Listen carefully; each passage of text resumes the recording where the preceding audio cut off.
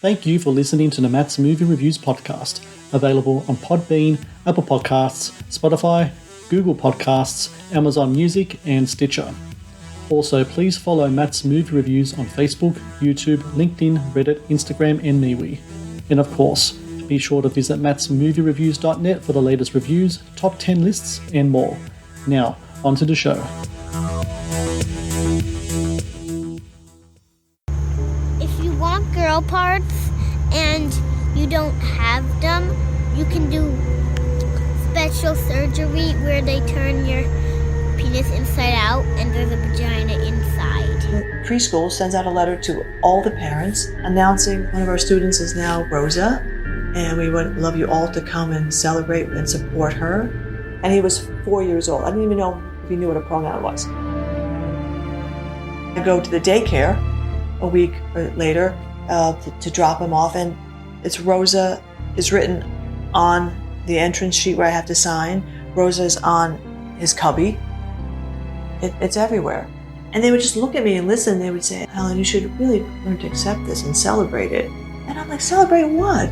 Celebrate that my child's going to be put on hormones and his penis will never grow and he'll never have a normal sex life and he'll be on drugs for the rest of his life?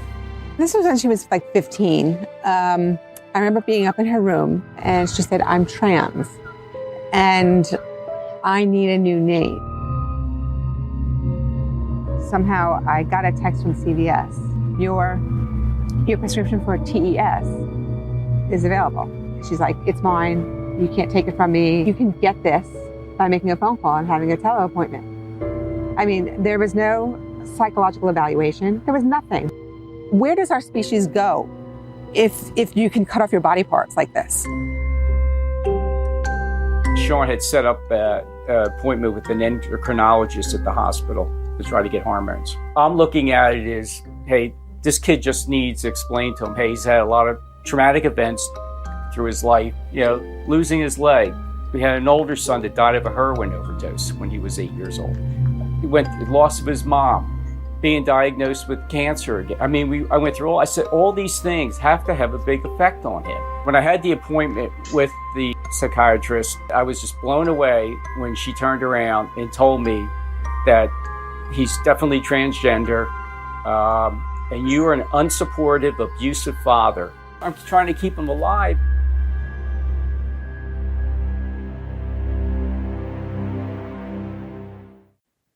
Hello and welcome to the Matt's Movie Reviews podcast. I am your host, Matthew Pejkovic, and this is episode number 500.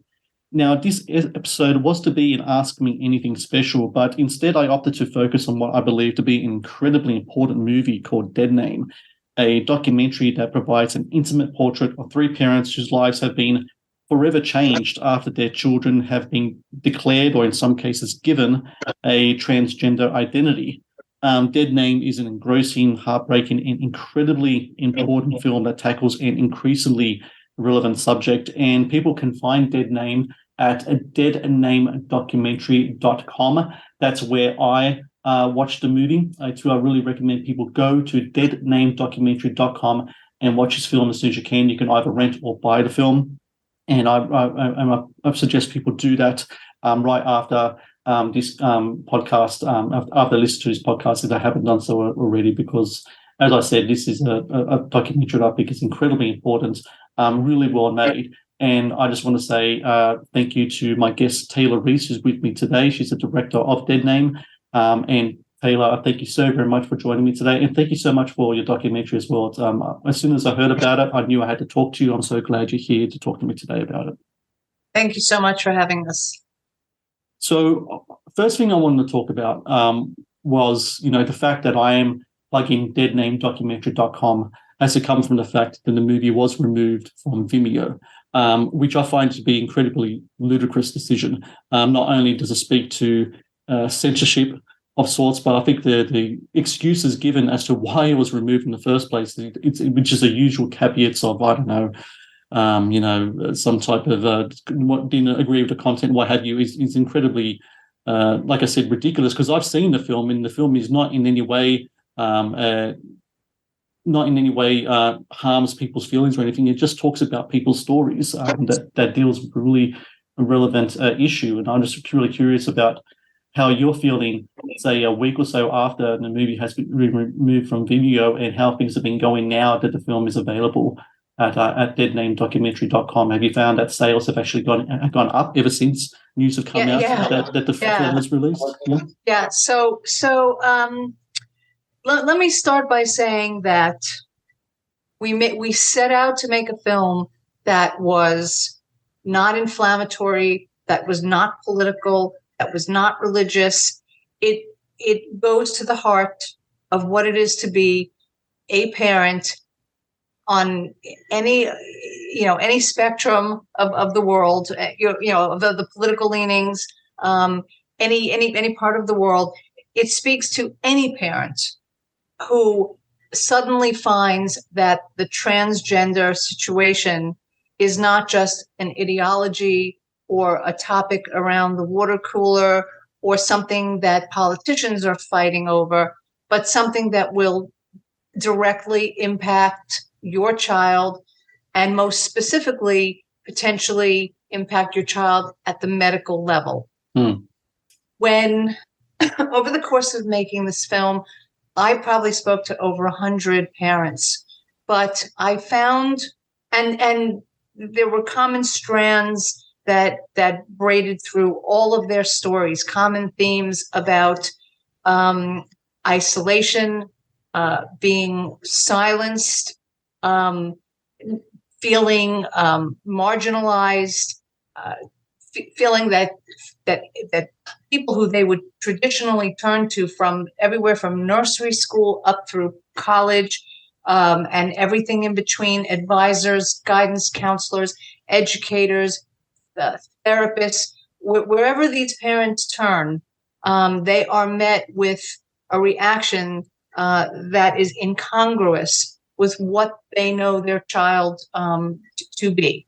And yet these are all parents who have been hiding, who have felt erased, who have felt that their voice didn't matter. So the objective of the film was to give them a voice, was to take 3 heartfelt, genuine, and genuinely devastating stories, which at first glance you would think, what is the common denominator of a 16-year-old girl, a 22-year-old, boy at college, and a 4-year-old? But as you can see, there is commonality in their stories. So we wove their stories together to give the world an opportunity as parents, as neutral parents, to sit down and talk about this issue and try to sort it out. Let me address the Vimeo situation first, and then we can go back to talking about what's really important, which is the issues that are dealt with in this film. Yes. Vimeo, it is the essence of irony that a film made for the very purpose of trying to give voice in a way that is fair, neutral, and heartrending, is called out for, quote, hate speech. We say that this is a film that has love speech.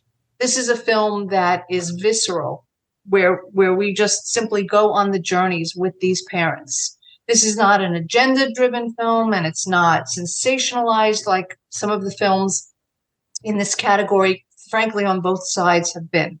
Vimeo took the film, put it up for 34 days. Sales and rentals were brisk, and we were really pleased that at the early press that was generating interest around the film.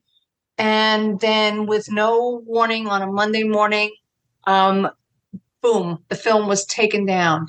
And it was terrifying for me because the film already had momentum and I knew there was a lot of interest. But, within less than 4 hours, the technical people who stand around me got us replatformed on deadnamedocumentary.com. Not only that, but Vimeo's censorship no doubt gave us the unintended boost, and I say unintended by those who had the film pulled down, of putting so much press out there around the censorship itself.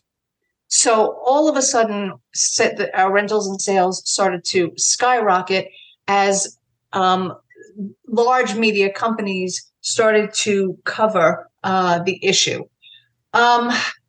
You know, I can't say that I was entirely prepared for this to happen this way. However, I think that I've been around this issue long enough to understand that there is a very well-oiled machine that has honed the playbook on how to cancel a message that they feel, I suppose, is threatening or counter to whatever they view as gains in their civil rights.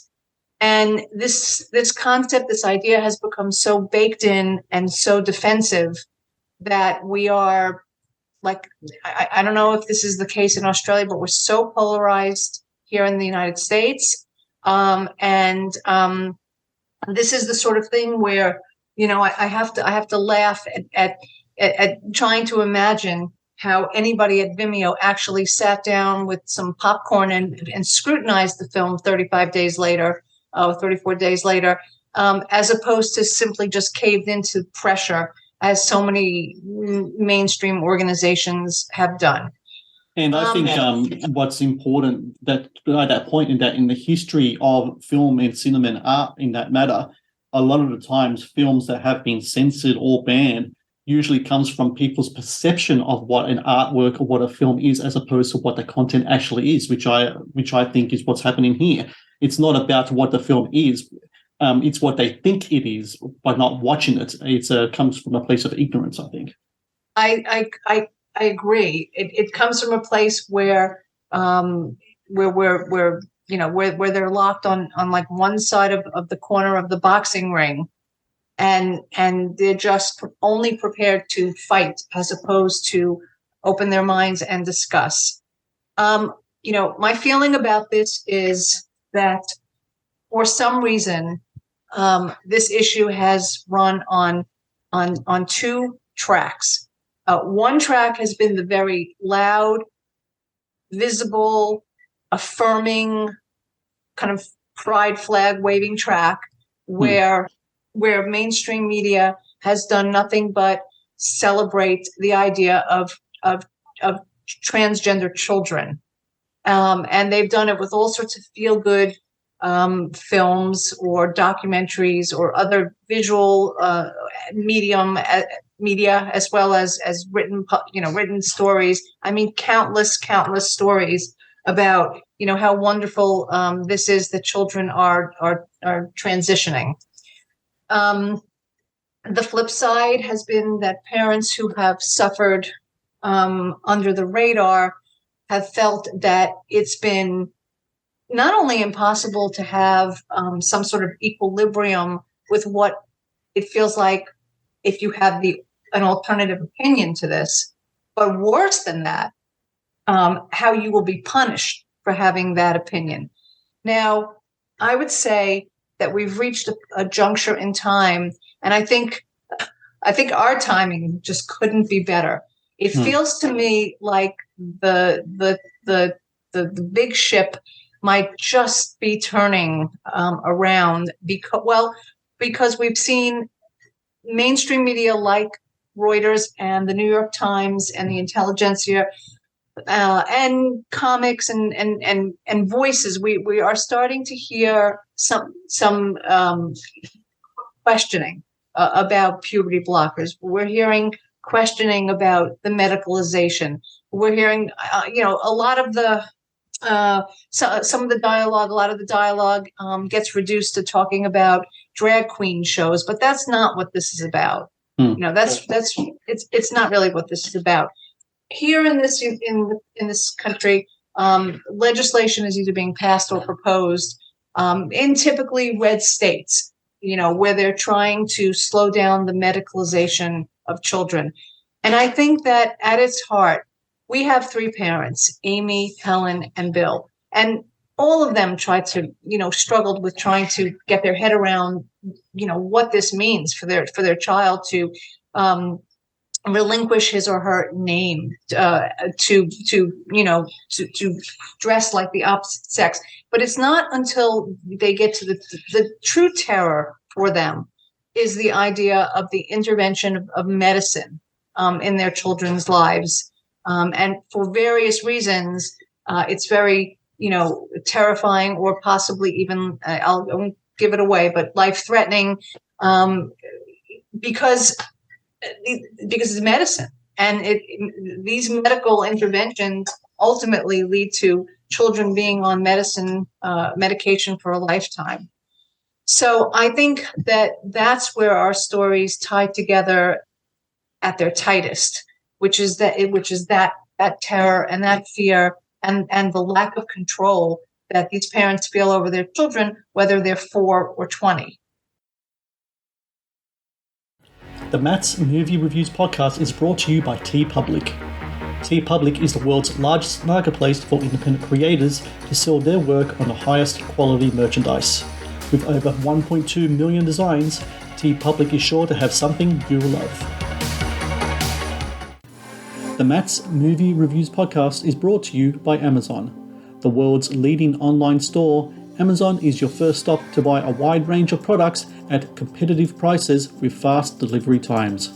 Amazon is also a world-class entertainment hub that includes Prime Video, Audible, Twitch, Amazon Music, and more.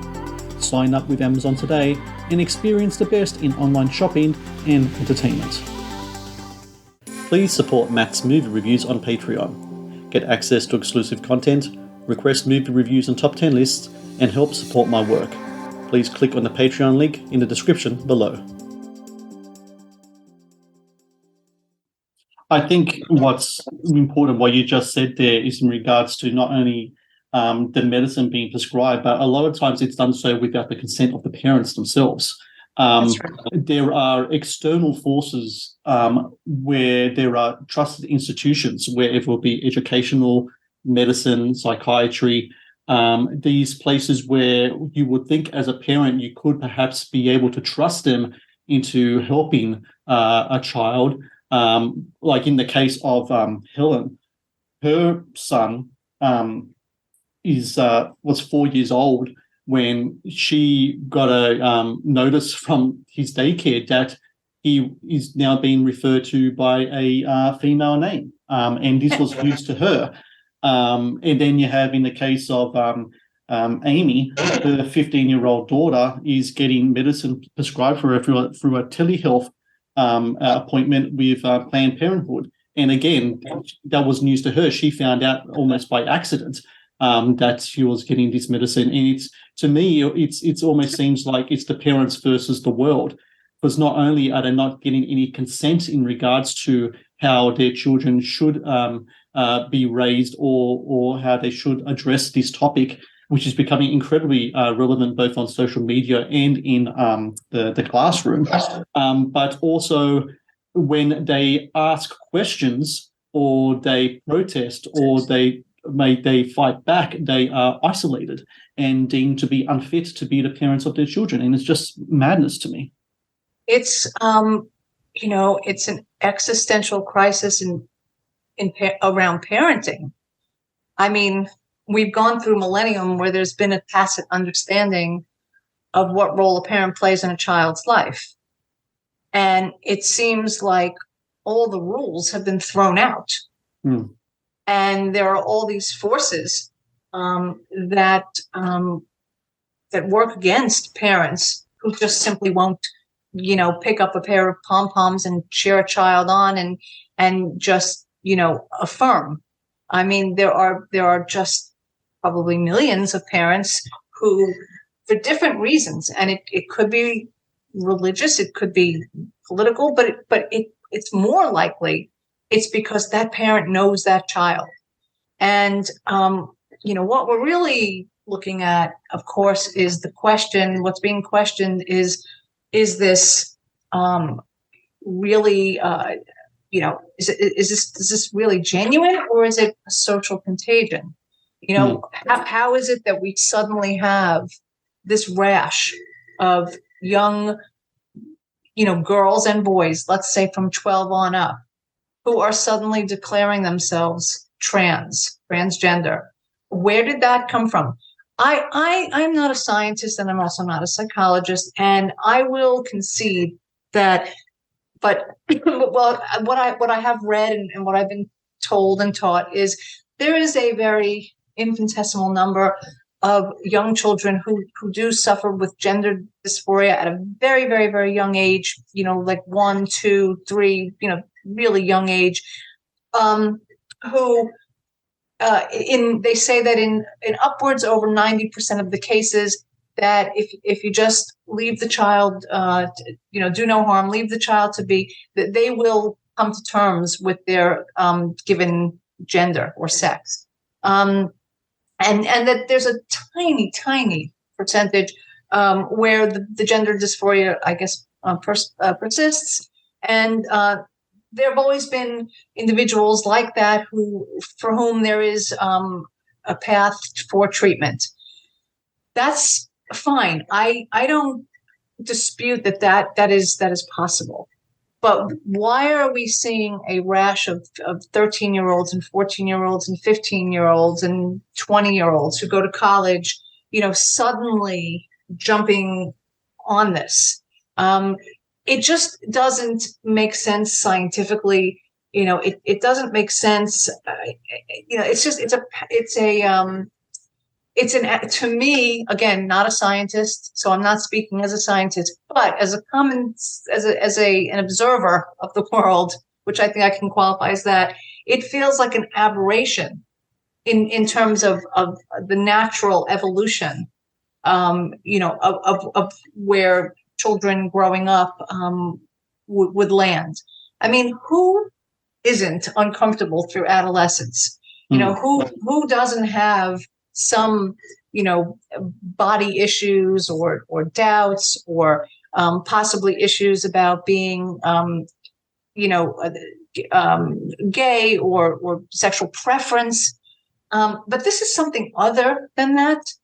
And I think that it has collided with two other forces, which I think has made it ripe for this, I guess, what is resulting in a medical experiment. One of those things, of course, is the internet. Yes. That allows children to walk into this and find their way away from all of the other underlying social anxieties and struggles that they have. And it's kind of like, the Wizard of Oz going from the black and white to the colorful world where, suddenly everything is going to, be glorious. And then at the same time, I think there's another factor here, and that is, I think that we've seen the last 20 to 25 years of a parenting culture that is quite permissive, and willing to be led, I think, by the child's desires. And I think that collectively, I kind of think that a lot of parents have just checked their authority at the door, and they're willing to go down this path. But that's not all parents. There are a lot of parents out there who have said, no, this I don't affirm. I can't agree. I can't sign on to this. I can't support this. It doesn't feel right in my own bones. This is not the child who I've known. And one other thing about this is that, like I said, I've interviewed scores of parents, and I don't think I can remember a single one that did not talk about where underlying issues were not a major factor in this child's life, comorbidities, as they are known. So many of these parents would talk about children who were isolated in middle school, prone to cutting, prone to have eating disorders, social anxiety, many on the autism spectrum, many from the adoptive community, children who are struggling with a lot of issues.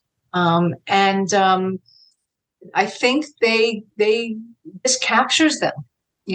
This gives them a silver bullet, or a way to I guess skirt around trying to work through other issues, as if this is going to resolve things. We're only at the cusp of learning broadly about those who have gotten into this and regret it.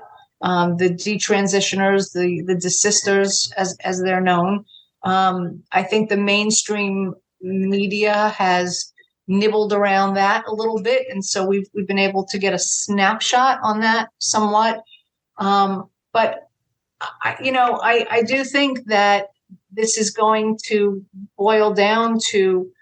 I think that a generation of children has grown up under this veil, but there's the generation that's coming up behind them, parents who are now raising young children, are probably going to have at least a little bit of a leg up, because one other common denominator of the parents who I interviewed is that they were all blindsided.